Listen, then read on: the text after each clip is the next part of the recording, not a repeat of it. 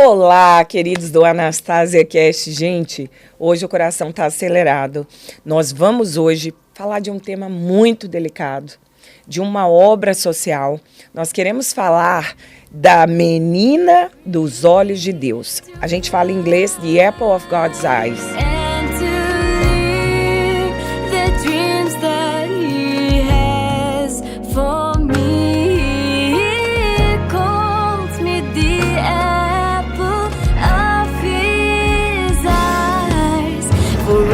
Esse é um projeto, é uma ONG que é sediada no Nepal, em Katmandu, que é há mais de 25 anos liderada com mão forte, braço firme, pelo Silvio e pela Rose. É um projeto que traz meninas do tráfico humano, elas vêm da Ásia e elas são reintegradas à sociedade. Elas passam por todo um processo e nós tivemos uma pessoa corajosíssima, um amigo, um homem de Deus que tem também um canal maravilhoso no YouTube que nos adiciona muito, é uma referência, né, no mundo da música, à luz da Bíblia, satanismo na música, influência musical. O cara é uma enciclopédia ambulante que botou literalmente a mochila nas costas e foi lá no Nepal conhecer esse projeto. Márcio Teixeira, meu amigo, seja bem-vindo. A introdução dessa, que isso?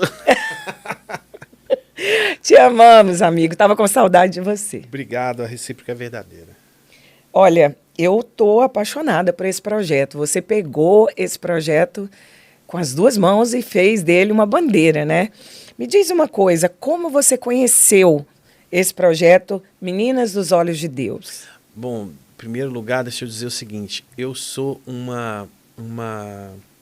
grãozinho de areia dentro do contexto deles, né? Porque no fundo, eu escrevi uma canção, né? Eu fui convidado para liderar uma reunião de oração que aconteceria aqui na cidade, onde viria o pastor José do MCM, que é um ministério lá do Brasil, um senhor muito respeitado na área de missões, vinha contar sobre um trabalho que ele gostaria de fazer, social, lá no Nepal, etc. E eu fui convidado para liderar a música naquela reunião. Isso há 25 anos atrás, imagina. Uau! Aliás, foi no ano de 2005, desculpa, 20 anos atrás. 20 anos. 20 anos atrás. E naquele dia, a pessoa que me ligou explicou, vai rolar, tal, você poderia fazer o louvor? Eu falei, posso, claro, mas o que vai ser? E essa pessoa me explicou o que seria essa reunião. E eu fiquei tão comovido pela história, né, que eu fui para casa e eu estava em casa e comecei a orar. Eu falei, Senhor, o que eu vou cantar numa reunião dessa, né? E naquela semana tinha acontecido duas coisas interessantes. Eu tinha ouvido uma música nova de um cara chamado Tommy Walker, que é um ministro de louvor aqui nos Estados Unidos, fenomenal. Ele escreveu uma música que falava He Knows My Name, ou seja, Uau. Deus conhece meu nome. E aí, naquela semana, eu li um Salmo 27:10, não esqueça desse salmo, que diz o seguinte, se os meus pais me abandonarem, o Senhor me recolherá. Aleluia. Né? Eu fiquei com aquilo no meu espírito, mas eu não entendi a conexão, né? E quando aquela pessoa me ligou, e eu estava à noite em casa, sozinho, acho que minha esposa estava no Brasil, o Senhor me visitou e eu comecei a cantar uma canção. E eu escrevi aquela canção em 5 minutos, literalmente. Letra, melodia, e eu já vislumbrava. E a letra lhe deu em inglês. E a letra contava a história de uma menina que estivesse presa, né? E eu cantava a dor dela, né? Uau. Eu cantava o sofrimento. E o refrão, eu falava, ele sabe o meu nome, ele sabe onde eu moro, tudo que eu tenho que fazer é clamar pelo seu nome, o seu nome é Jesus, meu único amigo. Né? E eu cantava isso em inglês, e eu chorava. E eu falei, bom, Senhor, eu quero fazer aqui uma oração, e eu quero dedicar, se isso for do Senhor, eu gostaria de um dia ir gravar lá com essas meninas, lá no Nepal. Mas eu consagro essa canção ao Senhor. E acabou. Fiz ali a minha oração, fui para a tal da reunião, ministrei o louvor e no final eu falei para o pastor José, olha, eu fiz essa canção, eu gostaria de oferecer ao Senhor e mostrar para o Senhor e compartilhei a história do que tinha acontecido, mas aquele velhinho chorava, ele chorava de soluçar, ele chegou para mim, meu filho, nunca abandone essa canção, porque Deus vai fazer alguma coisa com isso. Aleluia. E foi assim que eu conheci o ministério, né? Foi assim que eu meu primeiro contato foi ali nessa reunião. Você foi até lá para filmar isso no Nepal, né? Como isso se deu? Você imagina, depois de 2005, eu tinha o desejo de gravar isso, né? Então, eu gravei meu primeiro álbum, Abba Pai e o Abba Father, né? Eu gravei essa música em português e inglês uma primeira vez. Linda. E eu mandei para eles os CDs lá no Nepal e tal. Foi muito legal. Mas ficou por isso, né? E eu achei que Deus tinha esquecido. E eu esqueci. Eu deixei para lá, no sentido assim, não rolou, né? Fiz a minha parte, acho que é isso que o Senhor queria e entreguei. Tá aí, Senhor, né? Mas aí eu conheci o Silvio e a Rose, a gente foi se aproximando e tal. E quando foi em 2018, o Silvio veio para Orlando e a gente foi almoçar. E ele falou, cara, é o seguinte, chegou o momento de você ir. Data tal, era maio, você vai em maio ou abril de 2019, no ano seguinte, né? Esse é o momento. Então minha vida tinha mudado financeiramente, eu já era dono de uma empresa aqui em Orlando, né? Então eu falei, poxa, será que é da vontade de Deus? E eu comecei a planejar essa viagem, né, em 2018. Minha esposa nem sabia, essa história é muito gozada. E foi aí que eu planejei durante 6 meses e acabei pegando avião e fui lá e fiz. Meu Deus. Então, assim, você tinha me contado que pagou essa passagem, pagou essa viagem toda com dinheiro de limpeza de casas, é isso? Então, a empresa que eu era dono era uma empresa de casa de férias. Eu cuidava de casas de férias e a gente tinha equipes de limpezas, né? Que as pessoas que se hospedavam pagavam a limpeza. Então a gente pagava a empresa de limpeza e o pouquinho que sobrava era obviamente lucro da empresa e dividido entre os sócios, né? Éramos em 3 sócios. E chegava no final do mês, cada um ficava com a sua parte, mas eu pegava a minha parte e botava no envelopinho e guardava. Então, durante meses, eu fui guardando aquele dinheiro, né, para poder chegar e levantar os recursos para a viagem. Foi assim que eu paguei. Meu Deus, que isso. Você foi, assim, se preparando, ruminando esse desejo, né? Foi, eu fui estudando cada momento, porque eu não sou um diretor de clipe, né, Renata? Eu mal consigo conceber as coisas de vídeo, né? Mas Não, Deus você dá. é fantástico, você é criativo, sua veia artística. Sim, você... mas veja, se eu te mostrar, aliás, eu vou mostrar aqui para vocês os desenhos que eu fiz do storyboard do meu clipe.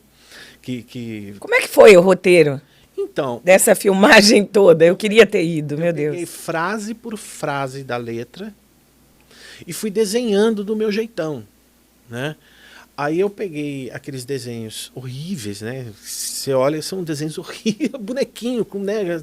E eu fui imaginando como é que seria aquilo. E eu fui, na minha mente, eu falei, Senhor, destrava o cabeção aí. E eu ia desenhando, coloquei no software e fui sincronizando com a música, né? E ia trocando os desenhos de acordo com a necessidade da música, até que eu cheguei num ponto, bom, acho que é isso.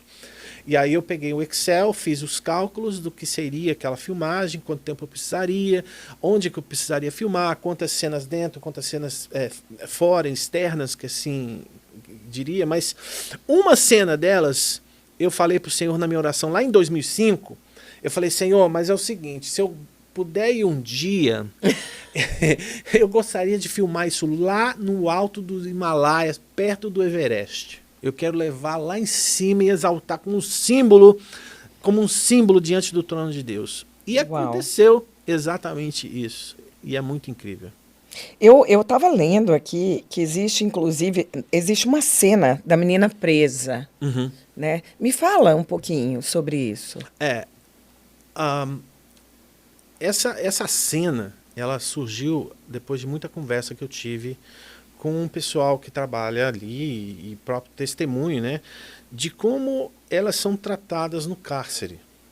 Porque os aliciadores dessas meninas, eles prometem mundos e fundos, prometem emprego, porque a pobreza é tão grande no Nepal, né, que as famílias quase que vendem, muitas delas vendem os próprios filhos, né? Uau.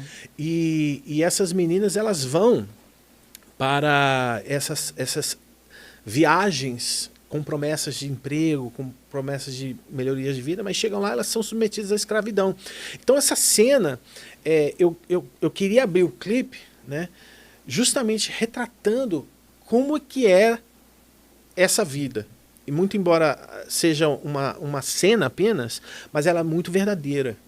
Então são literalmente casas, são prostíbulos onde elas são levadas, que são é um corredor que tem vários quartinhos e elas são presas nesses quartinhos como produtos de consumo, é isso. Meu Deus. E assim, é atroz, porque tem que fazer vários programas por dia e é assim, terrível, é difícil até de colocar em palavras. Quão baixo que elas são colocadas, mas quão glorioso é ver Deus ir lá e resgatar isso. É muito fantástico. Você entrevistou algumas, né? Entrevistei várias delas. Várias delas, eu tive contato com várias delas. Elas me chamavam de tios, né? E o mais interessante é que eu fui para lá achando que, poxa, vou poder ajudar, né? Vou poder contribuir, mas eu cheguei lá e eu fui recebido pelas meninas cantando cânticos de alegria e você desaba, cara. E você percebe que Deus te leva lá para dar um chacoalhão em você. Você está usando os seus dons e talentos, mas no fundo Deus mexe contigo, de mostrar, cara, olha o tamanho da minha graça, olha o tamanho da minha misericórdia. E você vê aquelas meninas que passaram por aquilo cantando que Deus é tão bom. Deus é tão bom. Foi muito forte. Foi forte. Até hoje. Como as pessoas podem se envolver nesse projeto, Márcio? Bom, eu vou deixar, eu acho que seria legal deixar aí na descrição na tela, do vídeo. Mesmo na tela, o link pro site deles. Eu não quero nada... intermediar nada, né? Deixa eu colocar isso de uma maneira diferente. Eu tinha muita dificuldade com esse negócio de você anunciar, sabe, obras sociais, porque muitas dessas obras sociais acabam utilizando dos recursos, entendeu, em benefícios próprios, e eu sei que tem pessoas sérias, e eu falei, Senhor, eu quero ajudar, mas eu não sei como, mas me leva para alguém que seja sério, né? E o Silvio e a Rose são pessoas que eu tive a chance de ver. Então, eu até criei uma ONG, né, onde eu pudesse trafegar esses recursos, mas eu falei, quer saber, não vou fazer. Meu lance não é ONG, meu lance eu sou um músico naquele contexto, estava utilizando a música para trazer a atenção das pessoas para cá. Então, quem quiser ajudar, vai no site deles, contribui diretamente para eles, e eles têm um negócio muito interessante, que cada centavo eles reportam. Então, cada centavo e o percentual que é dado é uma coisa assim astronômica. Eles têm assim, um custo de 5%, 5 a 7% de custo administrativo, ou seja, de cada dólar, né? 40 centavos é utilizado para o sustento. Não, 40 não, é 0,04 de dólar é utilizado para o sustento da ONG. Todo o resto é sustento administrativo, e todo o resto é reinvestido para a ONG. Você entendeu? Então, isso para mim me deu um conforto muito grande de falar sobre isso. Para quem quiser ajudar, vai direto no site deles, seja uma mão estendida. E outra coisa, eu não gosto de ver isso. Jesus não precisa de esmola da gente, sabe? Deus não precisa de esmola. Deus precisa de gente corajosa, que queira se levantar com os recursos que Ele mesmo deu. Aleluia. Para peitar as trevas, para dizer para as trevas basta, entendeu? E eu fiz isso com a música, eu fiz isso indo lá, eu fiz isso pessoalmente, eu estou fazendo isso hoje com esse vídeo que está indo para quem quiser de repente conhecer mais sobre isso. Ser tocado por Deus, né? Ser usado por Deus dessa maneira.